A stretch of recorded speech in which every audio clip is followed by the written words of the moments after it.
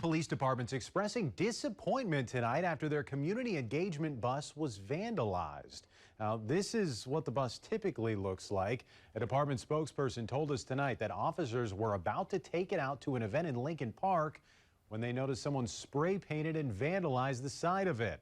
They say the bus is used to connect with thousands of community members at events around town each year, helping the department meet people and build relationships. DPD leaders ask that if you know or hear anything about who committed the vandalism, please let them know.